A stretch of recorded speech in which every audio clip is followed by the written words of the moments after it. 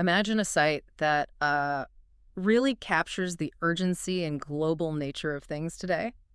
34 boats. Hmm. They're loaded with a staggering 500 tons of humanitarian aid, carrying 600 individuals from 45 different countries, all poised, well, right now, to try and reach Gaza. Yeah, it's quite an image. It's the kind of collective effort that really speaks volumes, doesn't it? It does. Reflects a widespread concern that, genuinely transcends borders and political divides. Exactly. And our deep dive today is really designed to take you far beyond just that compelling image. We're going into the heart of the humanitarian crisis in Gaza, Right. exploring not just these incredible global efforts, but also the complex political forces at play and the really profound ethical and legal questions the situation raises. There's a lot to unpack there. There is. We've gathered a substantial stack of sources for this, reports on this aid mission, UN resolutions, even insights from some powerful philosophical texts. Our mission, really, is to distill those crucial nuggets of knowledge, maybe some surprising facts, and those aha moments that genuinely help you, our listener, become truly well-informed on a topic that resonates, well, everywhere. And what's essential here, I think, is understanding not just the events themselves, but the underlying significance, Yeah. how it all connects. Yes. We're looking for those insights that help you grasp the full scope of this critical moment. Definitely. So let's unpack this truly remarkable global initiative first. This isn't just a small group we're talking about. Right. It's a flotilla, 34 boats, 500 tons of vital aid, and manned by 600 individuals representing 45 different nations. 45. Wow. Yeah. Our sources highlight participation from places like Italy, Greece, Spain, Tunisia. It shows a really broad international commitment. It's a logistical marvel, honestly, but its purpose is maybe even more striking. And it is much more than just delivering supplies, isn't it? Yeah. As critical as those supplies obviously are. Mm. The sources reveal this mission has a very explicit and significant purpose beyond that. It includes members of the European Parliament. MEPs, yeah. Yeah. Like Annalisa Corrado and Benedetta Scuderi from Italy, Emma Farrow from France, Lynn Boylan from Ireland. And their stated aim isn't just aid delivery. It's specifically to document any possible breaches of human rights or international law. Which raises a fascinating point, right? Why are these elected officials choosing to put themselves potentially in harm's way to observe? Exactly. And that's where the sort of human element really comes through strongly. Yeah, despite the clear humanitarian goal, there's immense personal resolve involved here. One of our sources shares this powerful sentiment from Benedetta Scuderi herself. Okay. She openly admits to being scared of facing the Israeli government, but her resolve is clear. We will not be intimidated. Strong words. Very. She goes on to say this mission is worth making oneself available for, even if the consequences may be heavy. And her reasoning is just incredibly poignant. She says she can't imagine the fear Palestinian children feel under the bombs or when being amputated of their limbs without anesthesia. Wow. That really cuts through, doesn't it? It does. Her words really underscore this fundamental ethical imperative that, well, it echoes across centuries, actually. This urgent need to minimize suffering, even in conflict. It's not a new idea then. Not at all. Way back in the 16th century, the jurist Hugo Grotius, often called a father of international law, argued for precisely this, that pain and suffering must be minimized even during warfare. Huh. This, ancient principle of avoiding unimaginable surplus suffering is absolutely central to modern human rights. But what we see in Gaza today, according to our sources, well, it's a profound and tragic contrast. And what's the scale of that contrast? I mean, how dire are the conditions right now? The statistics we're seeing from the sources are devastating. Gaza today faces what's being called the largest humanitarian blockade of the 21st century. Largest. That's the term used. And the impact is catastrophic. A staggering 244,000 people are now described as being in famine conditions under IPC Phase 5. Phase 5, that's the worst category, isn't it? It's the most severe category of food insecurity, yes. This isn't just hunger. It's a catastrophic level of human desperation that, well, it demands a global response. Which brings us, I suppose, from the flotilla's resolve to the broader diplomatic efforts. How are international bodies trying to navigate this? Yeah, so our sources detail a significant recent UN resolution. This one was introduced by France. Okay.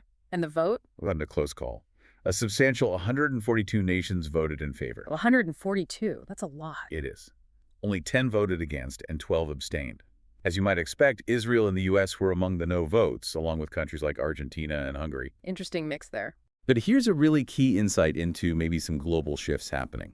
India, despite its growing strategic and trade ties with Israel, actually supported the resolution. Oh, that is interesting. It signals a complex, maybe evolving global alignment.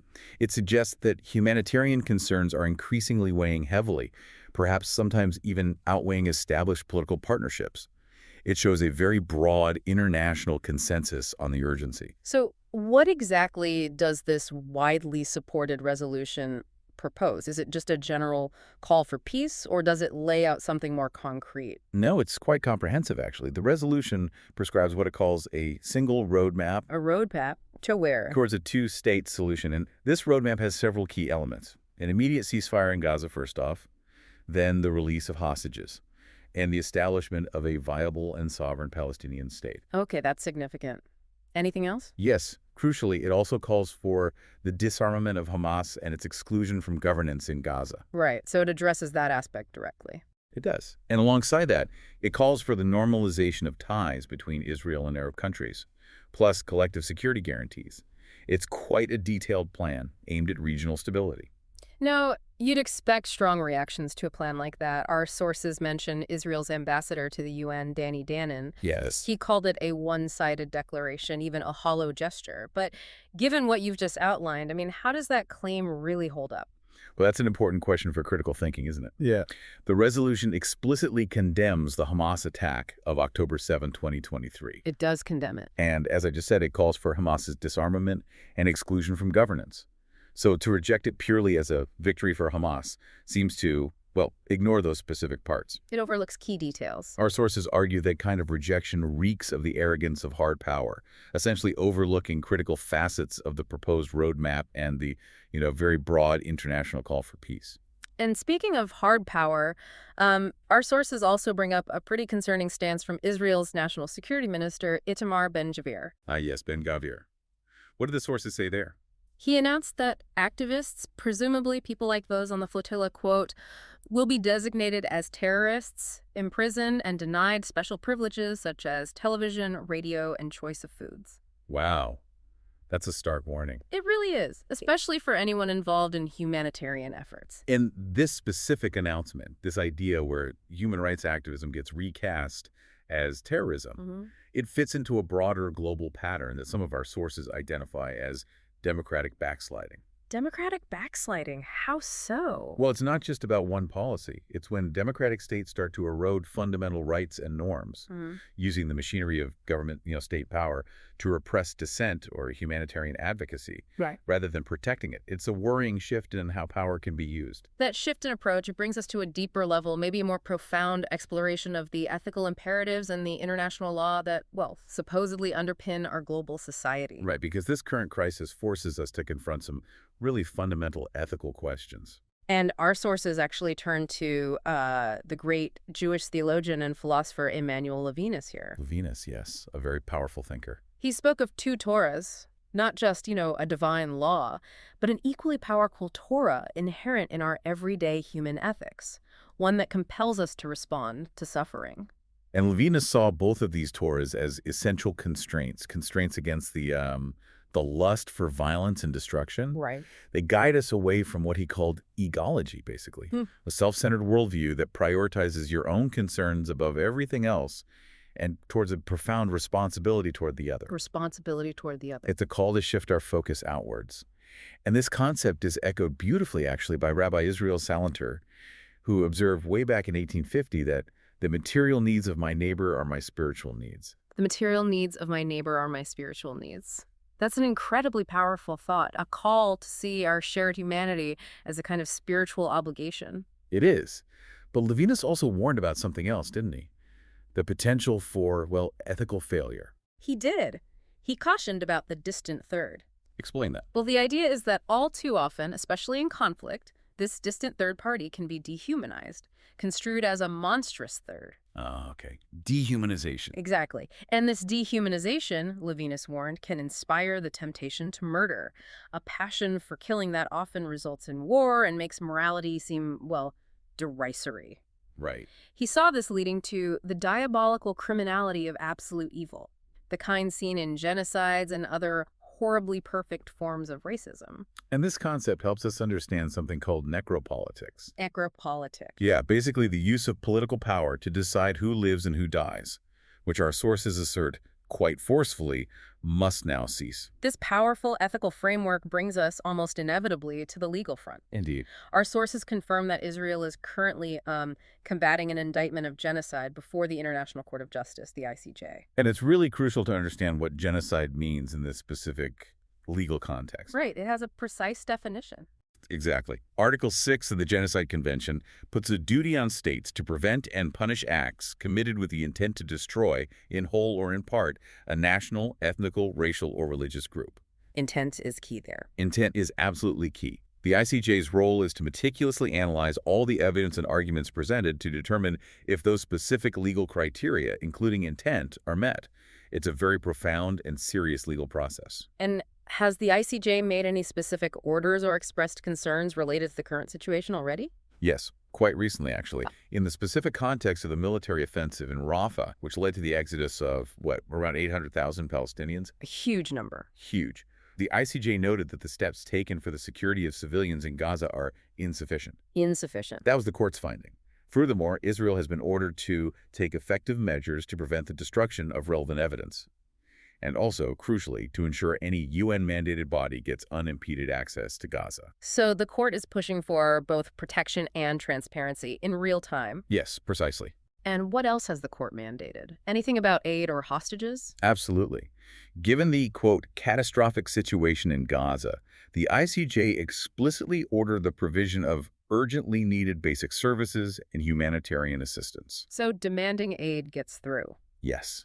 And in what seems like a balanced approach, it also reiterated its grave concern over the fate of the hostages being held by Hamas and other armed groups, calling for their immediate and unconditional release. Okay. So it's a multifaceted response to a profoundly multifaceted crisis, touching on, all sides of the human suffering involved. And to kind of bring this section together, our sources conclude with a really crucial ethical point. One that cuts through a lot of the political noise we hear and resonates deeply with those Levinas teachings we discussed. What's the point? It's the assertion that it is, quote, ethically perverse to regard any juristic or humane concern with the plight of the Palestinians as anti-Semitic. Ah, right. Addressing that specific accusation directly. Directly.